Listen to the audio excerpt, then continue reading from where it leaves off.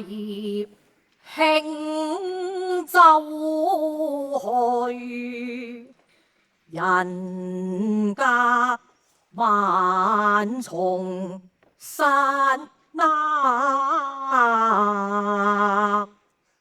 鳥南飛。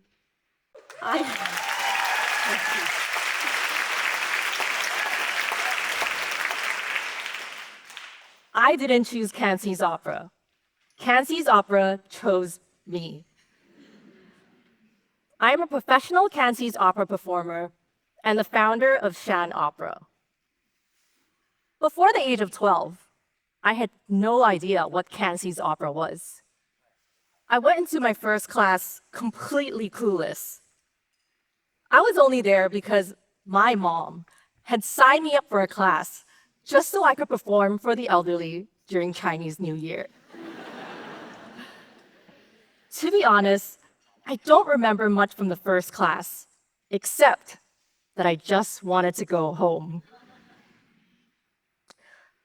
It wasn't until my first performance that I felt a connection with the art. Even though I only had a small part playing a random kid on the streets, I wanted more. I started by learning basic hand gestures, such as good, no, why. Symbolic gestures, such as opening a door.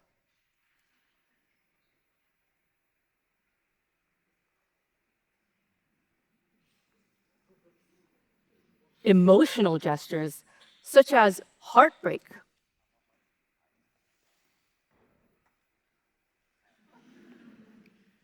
I also learned gender-specific gestures. For example, pointing for a woman would look like this. Pointing for a man would look like this.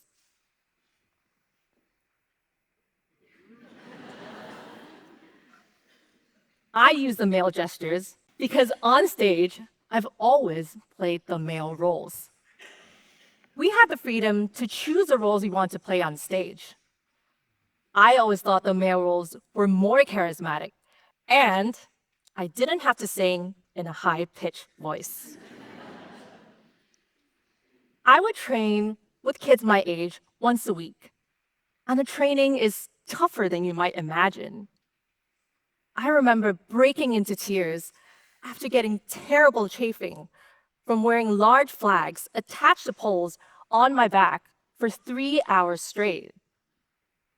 These poles were secured around my armpits with rope, so I could get used to carrying the weight for the fighting scenes.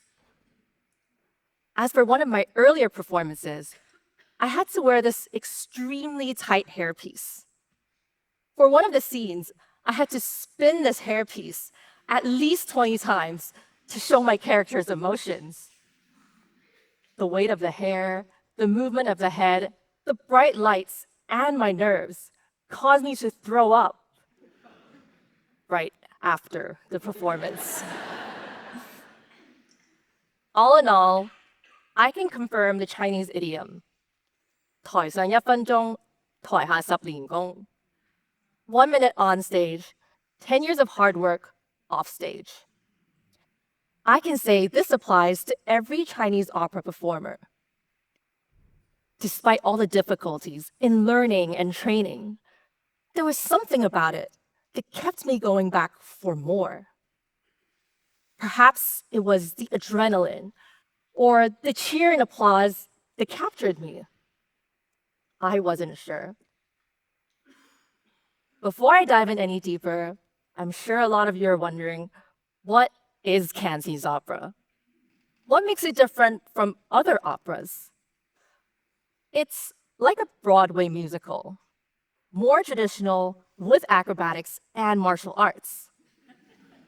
There are over 300 regional varieties of Chinese opera, and each opera reflects its local dialect, customs, and tradition. Cantonese opera is unique to the Guangdong region and was the main form of popular entertainment from the 1930s to 60s. Cantonese opera is very much like Hong Kong itself. East meets West. It was the earliest Chinese operatic form to include Western instruments into its live orchestra, such as cello, violin, saxophone. In fact, it is known for its openness to embracing aspects from different art forms, helping it shape into what it is today. I practiced Cantonese opera as a hobby until I was 18 years old, dedicating most of my weekends. I would practice with my sister, who was also my partner in many of the performances. Even though I loved performing, I never thought of doing it professionally. People would always tell me, "You should focus on your studies. This is not a job that makes you any money. You should focus on getting a career like doctor or teacher." So when I was about to head off to university in London and leave Hong Kong for the first time, I thought it was my time to bid farewell to Cantonese opera. But little did I know that being 5,000 miles away from home would fuel my passion for Cantonese opera. During my last year of university, I felt more homesick than ever, and I continuously watched that one opera DVD, 細流長夢, that I brought with me from Hong Kong. I didn't think I was going to watch any Cantonese opera, but this became my security blanket. It was a reminder of who I am, where I'm from. Watching Cantonese opera is a multi-sensory theatrical experience. Actors combine singing, speaking, acting, fighting. The costumes, makeup, colors are vibrant and elaborate, representing unique, colorful characters. For example, the most general makeup is what we call the red and white face. This is the makeup I would wear. White for the basis, red to blend around the eye and the cheek area, black for the eyebrows and eyes, and red for the mouth. What this means is even if you're sitting all the way in the back row, you can still see the performer's expressions and facial features very clearly. This makeup also takes years of practice on how to apply and bring out our best facial features. As for the costumes, that's an art in itself. The costumes have many layers to them, and we need wardrobe masters to dress us. With its detailed embroidery, these costumes cannot be washed. So the wardrobe masters need to iron, fold, and store them skillfully.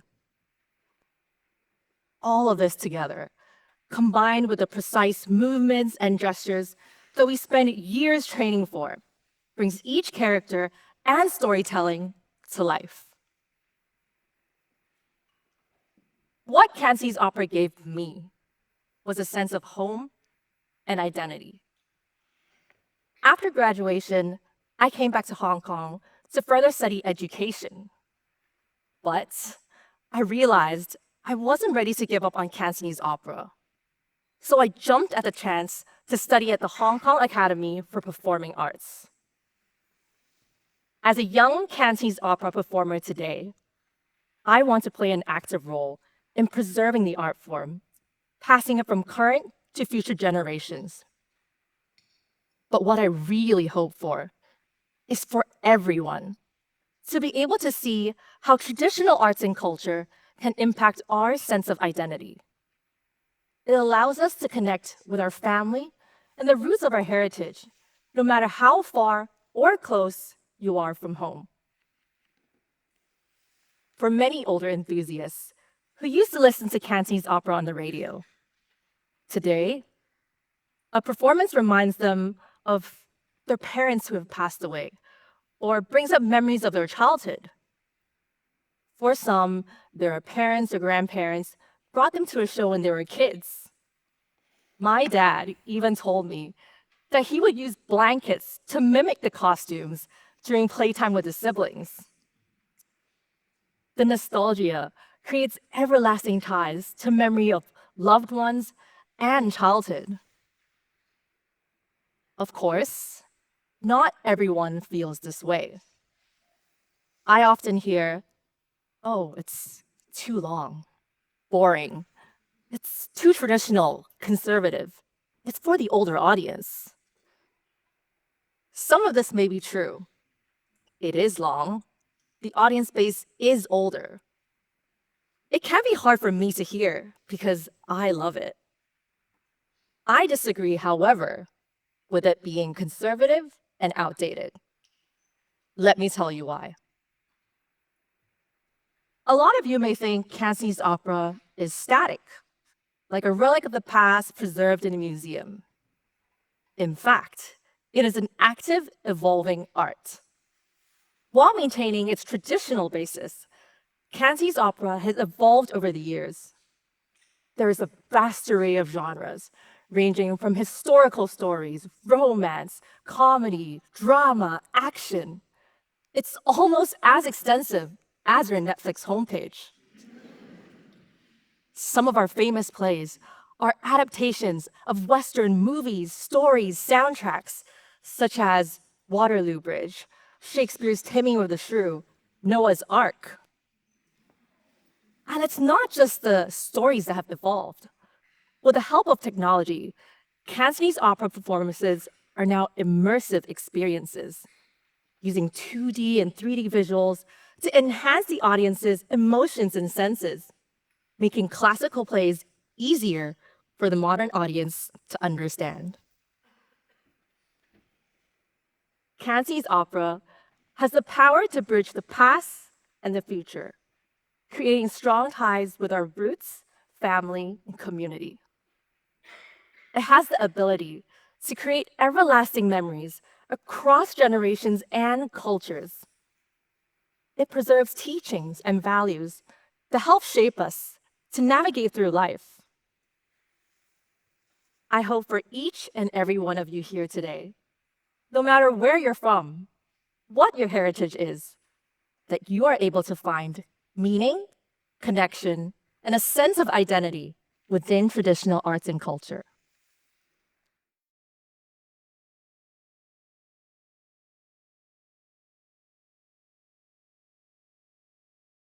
I hope I've opened the doors to the world of Cantonese opera and that you enjoy your next or first Cantonese opera show. Thank you.